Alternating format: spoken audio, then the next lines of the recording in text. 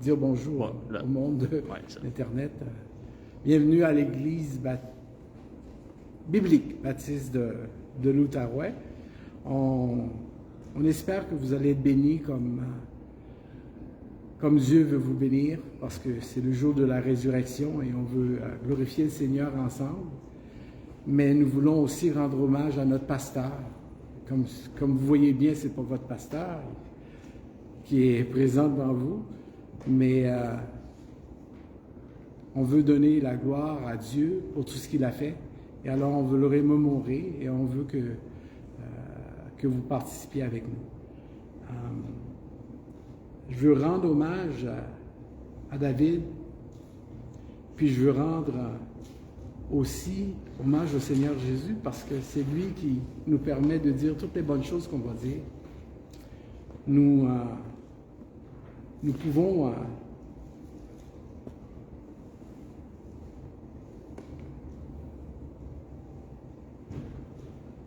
nous réalisons que nous sommes dans une période étrange. Vous êtes d'accord avec moi que nous rassemblons pour deux choses. Une chose qui nous fait mal.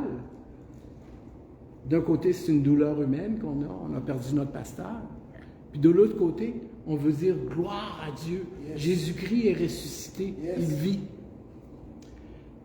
Avant d'aller plus loin, je vais vous encourager. Je veux surtout encourager la famille. Puis, le psaume 34, 18 nous dit l'Éternel est près de ceux qui ont le cœur brisé. Ça veut dire que l'Éternel est avec nous là. Parce qu'on a le cœur brisé. On a perdu un frère, on a perdu un pasteur, on a perdu un mari, on a perdu un ami.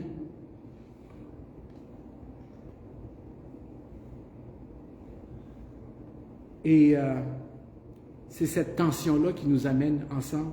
Dieu veut nous parler à travers cette tension-là. Dieu, il y a quelque chose à nous dire à chacun d'entre nous. Nous avons perdu cet homme-là, nous avons perdu gros, mais nous avons gagné tellement. La nouvelle nous a coupé le souffle. Je ne sais pas si c'est comme ça s'est passé pour vous. Déby m'a appelé, puis grâce à Dieu, qu'elle a beaucoup de douceur. Elle m'a annoncé ça, c'était tellement pas brusque. Elle m'a dit, tu sais, David a fait un arrêt cardiaque, puis finalement, elle m'a annoncé qu'il était mort, puis elle devait me prendre bizarre, là. J'avais la mâchoire qui tombait, elle ne l'a pas vu, là, mais on était au téléphone. Mais je suis sûr qu'elle a senti que c'était un choc pour moi. Puis, je ne savais même pas quoi lui dire. Je lui ai dit, si tu as besoin de moi, je vais être là. Puis, j'ai raccroché. Puis je dois vous avouer, j'ai pleuré. Ben oui, j'ai pleuré. Avant d'aller plus loin, on va lire les Écritures. Puis on va demander à Dieu de nous parler à travers les Écritures. Puis j'aurai un court message après. Je veux juste vous dire que je suis content qu'on est entre frères et sœurs. Là. On est la famille que David connaissait. Qui fait que... Merci Seigneur. Je vais lire Jean chapitre 11, si vous voulez lire avec moi. Jean chapitre 11, le verset 1 à 26. Puis je vais sauter le 26 après, puis je vais aller à 33 à 35. Puis après, je vais commenter. Quand je vais lire le verset, là, je vais m'arrêter sur les versets parce que des fois, il y a des bonnes petites choses que je veux pas les oublier, puis je veux les mentionner. Alors, je vais lire, je vais arrêter des fois. Dans le village de Béthanie vivaient deux sœurs, Marthe et Marie, ainsi que leur frère Lazare. Marie était cette femme qui, après avoir répandu une huile parfumée sur les pieds de Jésus, les lui avait essuyés avec ses cheveux. Vous connaissez cette histoire. Lazare, son frère, tomba malade. Les deux sœurs envoyèrent donc quelqu'un à Jésus pour lui faire dire, « Seigneur, ton ami est malade. On t'a vu faire des miracles, on t'a vu guérir des aveugles, on t'a vu faire marcher des estropiés. On t'a vu, Seigneur, faire des miracles. Mon frère est malade. viens-t'en vite, viens le guérir, viens le guérir. C'est peut-être ça le cri de Marie et de Marthe. Les deux sœurs envoyèrent donc quelqu'un dire à Jésus, viens-t'en. Quand Jésus a appris la nouvelle, drôle de réaction, il dit, cette maladie n'aboutira pas à la mort, elle servira à glorifier Dieu. Elle sera une occasion pour faire apparaître la gloire du Fils de Dieu. Bizarre qu'il dise ça. Il dit ça à ses disciples. Or, Jésus était très attaché à Marthe, sa sœur et Lazare. Seigneur, on sait que tu les aimes, cette famille-là. Qu'est-ce qui se passe? Tu n'es pas en train de prendre ta route pour aller chez eux, pour aller le guérir. On espère que tu le guérisses. Nous avons perdu cet homme-là. Bon. Puis, il est à veille de mourir. Qui fait que, après avoir appris qu'il était malade, il resta encore 2 jours à l'endroit où il se trouvait. Les disciples devaient dire, hey, il ne se presse pas vite pour se rendre chez Lazare, son ami, pour le guérir. Ouais, j'imagine, mais, tu sais, ça se peut fort bien. Hein? Pourquoi le Seigneur, il ne se dépêche pas? Pourquoi il ne s'en va pas vers Lazare? C'était son ami. Puis il dit à ses disciples, retournons en Judée. Maître, lui dirent-ils, il n'y a pas si longtemps, ceux de la Judée voulaient te lapider, et maintenant tu veux retourner là-bas. On te donne un échappatoire pour ne pas retourner, là. C'est dangereux là-bas. N'y a-t-il pas 12 heures dans une journée, répondit Jésus. Si l'on marche pendant qu'il fait jour, on ne bute pas contre les obstacles, parce qu'on voit clair. Mais si l'on marche de nuit, on trébuche parce qu'il n'y a pas de lumière. Une parenthèse. Jésus disait à Marthe, Marie, à tous ses disciples, « Je suis la lumière du monde. Suivez-moi, vous ne marcherez pas dans les ténèbres. » Pourquoi qu'il dit ça, là, ici, là? Si tu marches le jour, tu as la lumière. Savez-vous, j'ai l'impression que le Seigneur est en train de nous dire, là, « Je suis la lumière. » On est en plein jour aujourd'hui, là. En 2026, le Seigneur n'est pas revenu. On est en plein jour. On peut voir ce que Dieu nous a dit dans la Bible, c'est clair, c'est net. Il revient. Mais si on marche la nuit, on ne voit pas. Puis il y en a beaucoup qui sont dans les ténèbres. Et c'est pour ça que le Seigneur nous laisse ici. Après avoir dit cela, il ajouta, « Notre ami Lazare s'est endormi. Je vais le réveiller. » Sur quoi les disciples lui dirent, « Seigneur, s'il dort, il est en voie de guérison. Sinon, on ne dérangera pas, on va le laisser guérir. » En fait, Jésus voulait dire que Lazare était mort, mais les disciples avaient compris qu'il parlait du sommeil ordinaire. Alors il leur dit clairement, « Lazare est mort. Et je suis heureux, à cause de vous, de ne pas avoir été là-bas à ce moment-là, car cela contribuera à votre foi. Mais maintenant, allons auprès de lui. Et je suis sûr que le Seigneur, cet après-midi, nous dit que cette aventure-là va contribuer à notre foi. Cette aventure-là qui est enregistrée pour nous dans les Écritures, vont contribuer à notre foi. C'est là qu'on va comprendre que vraiment que Jésus est le roi ressuscité. Thomas, surnommé le jumeau, vous savez, ce Thomas-là, je ne sais pas si on a une vraie bonne culture québécoise, mais quand on dit quelqu'un, c'est un Thomas, ça veut dire qu'il ne croit pas vite. Hein? Ça veut dire que... Et c'est ce Thomas-là dont on parle. Thomas, surnommé le jumeau, dit alors aux autres disciples, « Allons-y, nous aussi, pour mourir avec lui. » Ça leur semblait, ça. C'est un positif, ça. À son arrivée, Jésus apprit qu'on avait enseveli Lazare depuis 4 jours déjà. Béthanie était à moins de 3 kilomètres de Jérusalem.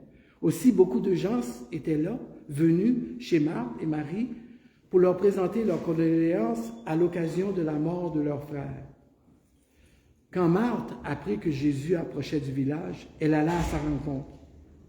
Marie, elle, resta à la maison.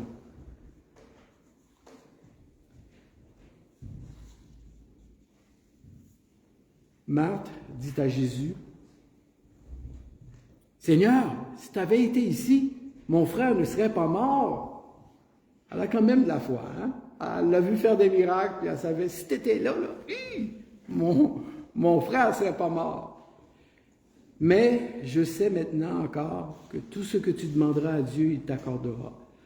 Il faut lui donner quand même un peu de bénéfice du doute. Qu'est-ce que le Seigneur a répondu? Ton frère ressuscitera. Amen. Wow! Alors, je sais bien, Marie dit qu'il viendra à la vie au dernier jour lors de la résurrection, tu sais. Écoute, Marie, moi, je suis la résurrection et la vie.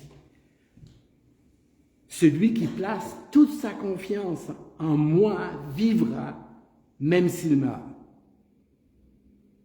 Et quiconque vit et croit en moi ne mourra jamais. Crois-tu cela?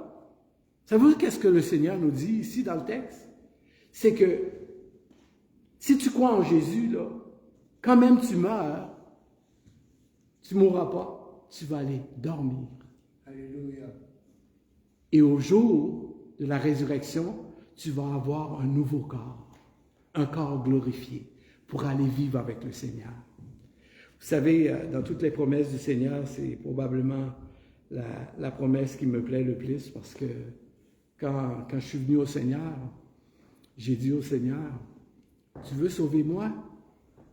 Bonne chance, parce que moi, je suis un pécheur.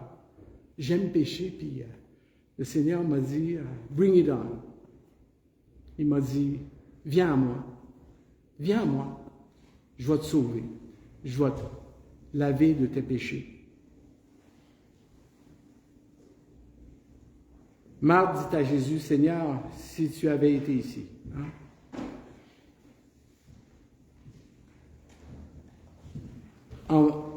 Et puis là, après ça, tout le monde se met à pleurer. Elle et ceux qui l'accompagnaient, Jésus fut profondément indigné et ému. Seigneur, il y avait la peine au cœur. Il avait de la peine Pourquoi? Parce qu'ils n'avaient pas vu qu'il était à la résurrection. Là, il demande, « Où l'avez-vous enterré? » demanda-t-il. « Viens, Seigneur, lui répondirent-ils, tu verras. » Jésus pleura. Jésus pleura. C'est le verset le plus court de la Bible. Jésus pleura.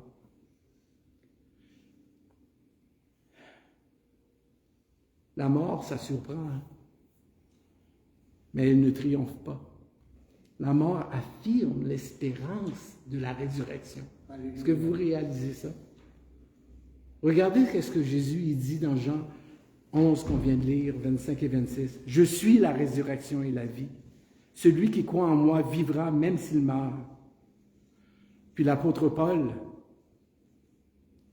qui a écrit aux Thessaloniciens, qui commence à être confus, là. Et, le Seigneur est parti, puis là, tout le monde dit le Seigneur est revenu ou le Seigneur est ressuscité, les autres sont partis. Tout le monde était confus là, avec la mort, puis il ne savait plus qu'est-ce qui se passait, qui fait que l'apôtre Paul les écrit, puis leur dit, dans 1 Thessaloniciens 14-15, « Nous ne voulons pas, frères, que vous soyez dans l'ignorance au sujet de ceux qui dorment, afin que vous ne vous affligiez pas comme d'autres qui n'ont pas d'espérance. » Vous savez, il y en a beaucoup qui n'ont pas d'espérance. Ils ne savent pas qu'est-ce qui va arriver après la mort. Mais nous, chrétiens, nous savons, parce que nous connaissons le ressuscité, parce que nous sommes les fruits de sa résurrection. Le Seigneur est le premier ressuscité des morts, vraiment ressuscité, là. Il vit, il vit. Et parce qu'il vit, c'est ce qu'on vient de chanter, nous vivrons aussi. 1 Corinthiens 15 nous dit, La mort a été engloutie dans la victoire. Ô mort, où est ta victoire? Vous savez, je dis souvent ça à ma femme, juste pour rire. Si jamais j'avais une pierre tombale, je voudrais qu'il soit écrit sur ma pierre tombale, la mort a été engloutie dans la victoire. Cherchez-moi pas ici, je suis avec mon Seigneur. Amen. La mort nous surprend, mais elle ne triomphe pas. Même quand on prêche la résurrection, même quand on connaît les promesses de Dieu, même quand on marche avec Dieu, depuis longtemps, la mort reste toujours un choc. J'ai été fessé quand on m'a dit que mon frère David était mort. Savez-vous quoi? Je vais vous dire un petit secret. David et moi, on commençait à avoir un lien que pas beaucoup de personnes ont sur cette terre. On avait un lien fraternel et on s'aimait, on priait ensemble 2 semaines avant qu'il meure. On était au fond ici, puis on priait. Je pense que Michel était au téléphone et on priait pour un frère qui était loin du Seigneur, puis on pleurait ensemble.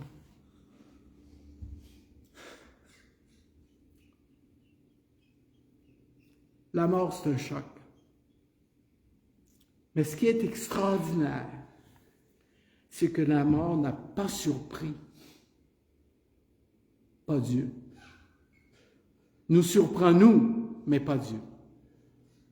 Dieu l'a accueilli. Pendant qu'on souffre, Dieu l'a vu arriver, Dieu l'a appelé, Dieu l'a serré contre lui et lui a dit, bon et fidèle serviteur, rentre dans la paix de ton maître. Et Dieu n'a pas perdu contrôle, pas une seconde. Dieu était tout le temps au contrôle. Il n'est pas parti, il l'a appelé à la vie éternelle. Il est mieux que nous. Il n'y a plus de douleur de jambes, il n'y a plus de douleur de quoi que ce soit. Il est en pleine forme, il est en paix. Puis s'il y a une équipe de football, il joue au football. Amen. David est vivant plus que nous. Il vit éternellement.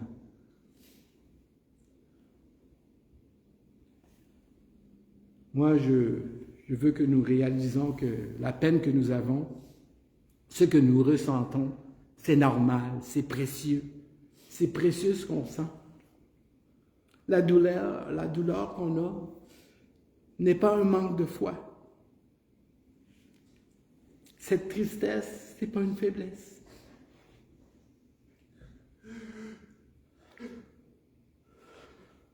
Notre cœur brisé n'est pas un problème à régler. On n'a pas besoin de régler ça. C'est la preuve que vous l'avez aimé. C'est la preuve qu'il nous a aimés. Mais Jésus, même Jésus devant la tombe de Lazare, il a pleuré parce qu'il ne doutait pas qu'il était la résurrection. Jésus a pleuré. Pourquoi? Parce que l'amour ressent la séparation. L'amour ressent ça. Quand j'ai pleuré pour lui, c'est parce que je chantais la séparation de frères que je commençais à construire quelque chose avec. Et je suis sûr qu'on aura des temps ensemble dans l'éternité. Dieu effacera tous nos larmes. Regardez qu'est-ce que Apocalypse 12 nous dit. Il essuiera toutes larmes de leurs yeux, et la mort ne sera plus. Il n'y aura plus de deuil, ni cri, ni douleur, car les premières choses ont disparu. Savez-vous qu'est-ce que Dieu fait avec nos larmes? Il les recueille. Il les recueille. Pâques nous rappelle où David est. Pâques nous rappelle où nous allons. Pâques, c'est ça que ça nous rappelle. Aujourd'hui, nous célébrons la victoire de Jésus-Christ sur la mort. Ce n'est pas une victoire théorique, là. C'est une victoire personnelle. C'est une victoire réelle. C'est une victoire pour David. C'est une victoire pour nous. Je suis la résurrection et la vie. Notre pasteur, il n'est pas parti. Je m'excuse. Il est arrivé. Il est arrivé dans les bras de son maître. Il est arrivé en la présence du roi. Il est arrivé dans la joie parfaite. Arrivé dans la lumière, il n'y a plus de fatigue, il n'y a plus de maladie, il n'y a plus de lutte. Et un jour, ça va nous arriver. Mais en attendant, nous continuons la mission. Nous continuons sa mission. C'est nous qui devons être plus tristes pour notre sort, parce que David il est bien là. Nous devons continuer la lutte. La mort nous rappelle que Dieu n'a jamais été surpris. Jamais été surpris par la souffrance, par la maladie. Jamais.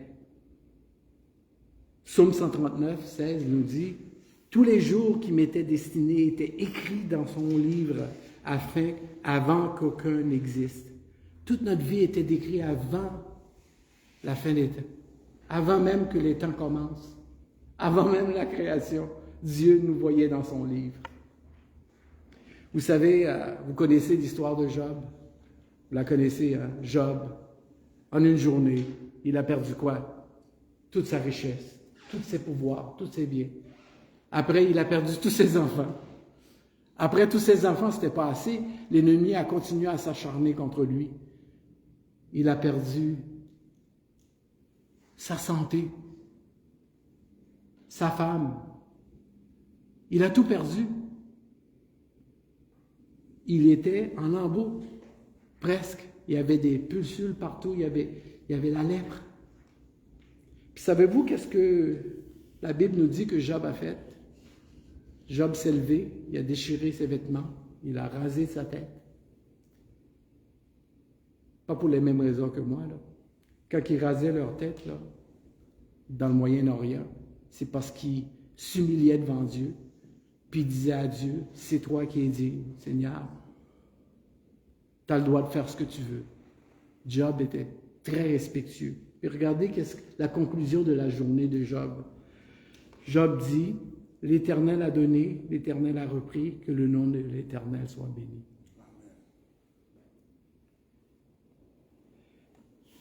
Un homme de Dieu, là, comme David, ça ne disparaît pas, ça. Il laisse une trace dans les cœurs de ceux qu'il a touchés. Il laisse une empreinte dans la vie de ceux qu'il a servis. Il laisse une semence dans l'Église qu'il a aimée, qu'il a commencée. Son ministère ne s'arrête pas. Il continue à travers nous. À travers chaque parole qu'il a semée, à travers chaque prière qu'il a faite ici devant nous, pour nous, à travers chaque geste d'amour qu'il a posé pour nous. Ah, il ne disparaîtra pas. On ne pourra pas non plus le remplacer, mais nous pourrons porter en avant ce qu'il a commencé. Ce qu'il nous a transmis, on pourra le transmettre. Ce qu'il a commencé, on pourra le poursuivre. Regardez ce que la parole dit des hommes comme David. Je vais vous lire quelques versets, là, puis je veux que vous voyez le nom de David là-dedans. Là. Même que je vais sauter le verset là, avec le nom de David. Permettez-moi de faire ça. Hébreux 13, 7. Souvenez-vous de David.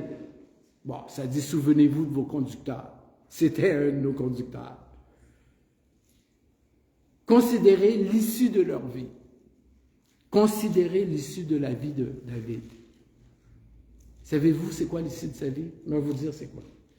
Son fils m'a parlé de lui. Il est venu au Seigneur, savez-vous quand? Oui, je sais, moi. Le jour de Pâques. Il est venu au Seigneur un jour comme aujourd'hui. Puis savez-vous qu'est-ce qu'il a fait? Il a donné sa vie à Christ. Il n'a pas hésité. L'anglais, le français, ce n'était pas sa langue. Savez-vous qu'est-ce qu'il a fait? Il a appris le français pour venir œuvrer au Québec. Amen. C'est ça l'issue de sa vie. Combien d'années qu'il a travaillé ici? Depuis 2002. Depuis 2002. 24 ans. Mais à vous dire, c'est quoi l'issue de sa vie? Sa foi l'a amené 24 ans à nous servir, à prier, à croire, à penser au Québec. Et il a commencé cette église-là. Puis le verset finit en disant « Imitez la foi de David. Imitez sa foi. Souvenez-vous de vos conducteurs. Considérez l'issue de leur vie et imitez leur foi. » Es-tu prêt de passer les 24 prochaines années dans un pays qui est étrange à toi pour prêcher l'Évangile à des personnes qui ne veulent rien savoir de l'Évangile? Es-tu prêt à faire ça? Moi, j'ai souvent été présent dans l'Église où tout ce qu'il y avait dans l'Église, c'était Debbie, ma femme et moi, Michel à l'autre bout. C'était tout ce qu'il avait pour prêcher. But he stuck to it. Il a resté dedans, il est resté, il est revenu, il a reprêché, il était semaine après semaine fidèle. Ça, c'est un serviteur fidèle. Alléluia. 2 Timothée 4, 7, 8, là ces paroles. J'ai combattu le bon combat, j'ai achevé ma course, j'ai gardé la foi. Telle une couronne, la justice que Dieu accorde est déjà préparée pour moi. Savez-vous, je pense qu'il y a un verset que si David avait le privilège de nous dire, il nous le dirait.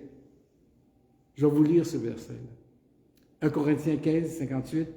C'est pourquoi, David qui vous parle, c'est pourquoi, mes frères et sœurs, soyez fermes, ne vous laissez pas ébranler, travaillez sans relâche pour le Seigneur. Parce que c'est ça qu'il a fait. Sachant que la peine que vous vous donnez au service du Seigneur n'est pas inutile. Alléluia. Dans les jours qui viennent, dans les semaines qui s'en viennent, Dieu nous appelle à marcher ensemble avec lui. Je suis content qu'on ait juste la famille de l'Église, qu'on n'a pas plein d'étrangers, parce qu'ils ne comprendraient pas ce que je vais vous dire. On a besoin de beaucoup de douceur, beaucoup de patience, beaucoup de présence, beaucoup de support, beaucoup d'amour, beaucoup de compassion les uns pour les autres. Parce que le réveil, mes frères et sœurs, ça ne commence pas dehors, ça commence en dedans, dans le peuple de Dieu. Un réveil, c'est dans nos cœurs que ça commence. C'est nous qui devons nous réveiller. On doit arrêter de pratiquer l'Église. Juste venir à l'Église pour venir à l'Église. Savez-vous qu'est-ce que le Seigneur a dit à cette Église de la Odyssée? Je vais vous vomir de ma bouche. On doit arrêter de pratiquer l'Église. On doit venir à l'Église sérieusement pour Dieu, pour rencontrer Dieu, pour raffermir nos frères. L'Église est un lieu où on doit se raffermir, où ce que le fer rencontre le fer. Est-ce qu'on se rencontre beaucoup? Moi, je pense que on a besoin d'Éphésiens 4.12, 4.32. Soyez bons et compréhensifs les uns envers les autres. Pardonnez-vous réciproquement comme Dieu vous a pardonné en Christ. Revêtons-nous de la compassion, dit l'apôtre Paul. Savez-vous, notre but ultime maintenant, à nous qui devons marcher ensemble, je vais vous dire c'est quoi notre but. Hébreux 12. Ayant les regards sur Jésus, le chef, le consommateur de la foi, qui, en vue de la joie qui lui était réservée, a souffert sur la croix, méprisé l'ignominie, et s'est assis à la droite de Dieu. Considérez en effet celui qui a supporté contre sa personne une telle opposition de la part des pécheurs, afin que vous ne vous laissiez point l'âme découragée. Savez-vous, je veux juste que vous regardiez 2 secondes avec moi, la croix. Regardez la croix. Qu'est-ce que vous voyez? Vous voyez Jésus-Christ qui souffre? Ce n'est pas Jésus-Christ qui souffre, c'est moi qui meurs. C'est moi qui paye. Jésus-Christ, c'est moi qui l'ai pris. Il a pris toute...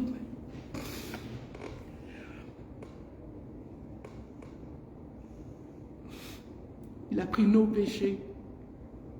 Lui qui n'avait jamais connu le péché, qui n'avait jamais péché. C'est ça que l'apôtre Paul nous dit dans 2 Corinthiens. Lui qui n'a jamais connu le péché, il est devenu péché pour nous. Je veux que tu t'imagines ça, l'homme le plus parfait, qui n'a jamais péché. L'homme qui n'a juste montré que de l'amour, que de la tendresse, que de l'affection, que de la compassion. On l'a pris, on l'a crucifié, et c'est nos péchés qui l'ont crucifié. C'est nos péchés, c'est pas ses péchés à lui, là. Christ n'est pas mort pour ses péchés, il est mort pour nos péchés. Oui. Notre pasteur est dans la gloire. Nous sommes encore en mission. Nous sommes encore en mission.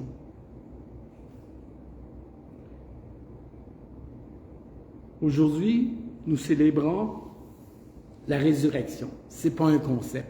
Ce n'est pas un concept, la résurrection. Je m'excuse. Ce n'est pas un événement. Je m'excuse. La résurrection, c'est quelqu'un. C'est Christ. Jésus est vivant. Jésus est présent dans le cœur de chacun d'entre vous. Jésus accueille encore. Il appelle les pécheurs. Jésus est là pour consoler. Puis j'espère qu'il console la famille parce que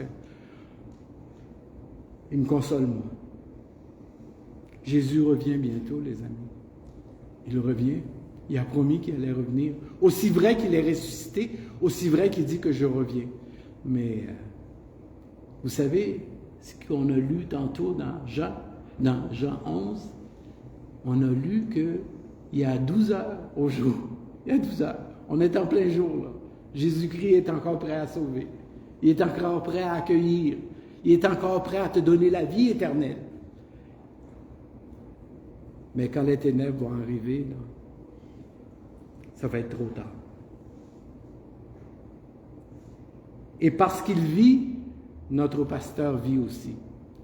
Et parce qu'il vit, nous aussi nous vivrons. Amen.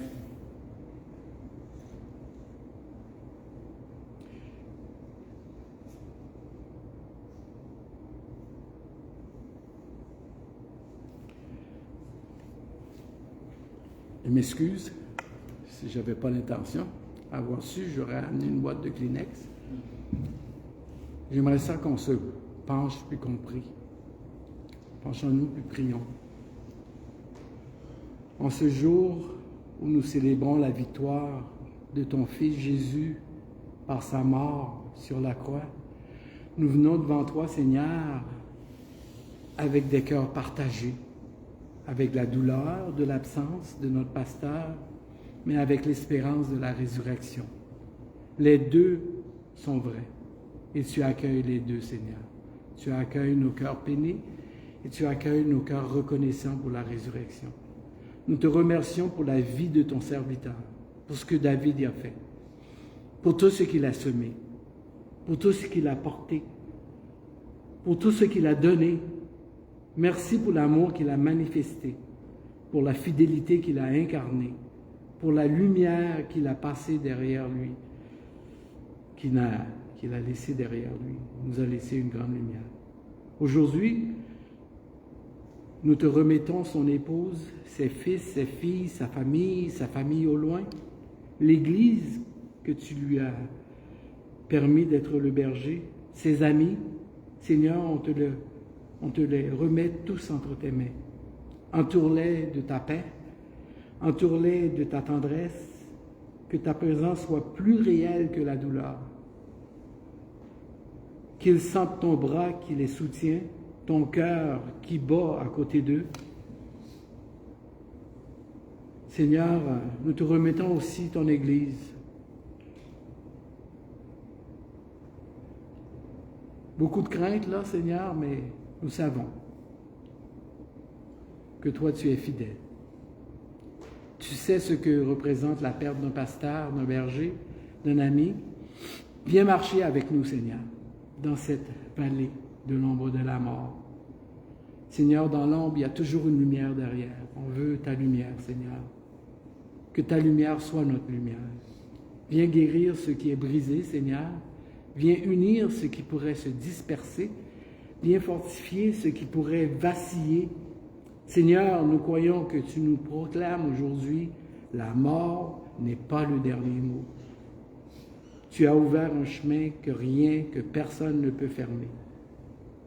Notre frère David, il est vivant, il est pleinement vivant, dans la joie, dans la lumière, dans la paix. Et nous restons dans le chemin. Alors donne-nous, Seigneur, la force de continuer. Donne-nous la grâce de porter son héritage. Donne-nous l'humilité de marcher ensemble, Seigneur. Donne-nous la vision de voir au-delà de ce moment triste. Seigneur,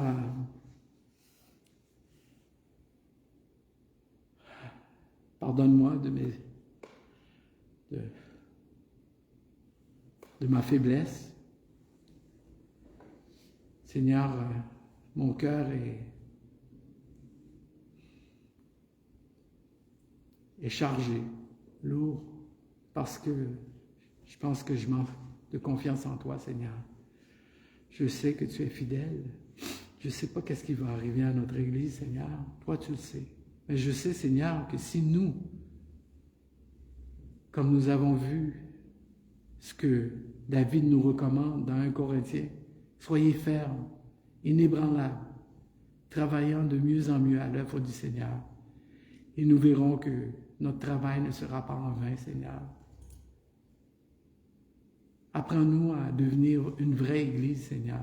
Pas pratiquer l'Église, que nous venons à l'Église pour se bâtir, pour se construire, pour s'édifier. Seigneur, c'est ce que j'aimerais voir pour notre Église.